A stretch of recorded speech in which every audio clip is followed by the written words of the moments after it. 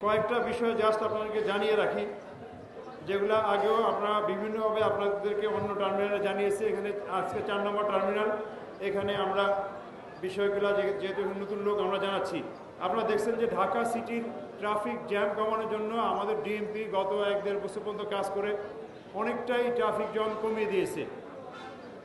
এর প্রমাণ হিসাবে দেখবেন যে অনেকগুলো মোড়ে ট্রাফিক ডাইভারশন করে, অর্থাৎ সোজা রাইট টার্ন না করে বামে যে ইউটার্ন করে আসা, এই প্রমাণগুলো আপনারা দেখতে পাচ্ছেন। আমরা মনে করি এর ফলে ঢাকা সিটিতে সিটি বাস সার্ভিস আগের চেয়ে বেশি সংখ্যায় ট্রিপ দিতে পারতেছে।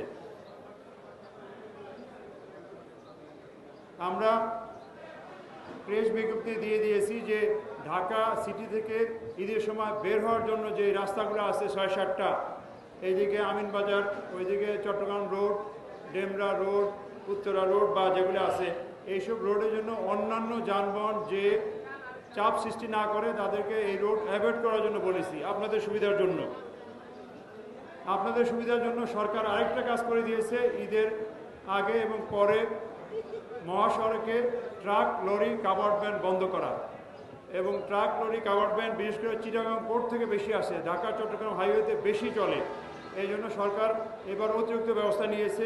পোর্টে অত্যাবশ্যকীয় মালামাল ছাড়া অন্যান্য মালামাল ট্রাকে উঠাবে না বা ওই ট্রাকগুলো রাস্তায় পাঠাবেন না। এই ব্যাপারে আমাদের সরকার সহ পুলিশ সহ জেলা প্রশাসন তৎপর আছে, যাতে ঢাকা চিটাগাং রোডে বাস বিভিন্ন ঢাকা থেকে যাবে সেটা ট্রাকে যাতে অবস্ট্রাকশন না তৈরি করে।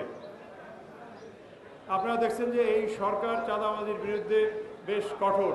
অতএব বাস সেক্টরে বা অন্য সেক্টরে চাঁদাবাজি যেটা আপনারা ক্ষতিগ্রস্তের শিকার হন, সেইটা নিয়ে সরকার উপযুক্ত ব্যবস্থা নিচ্ছে।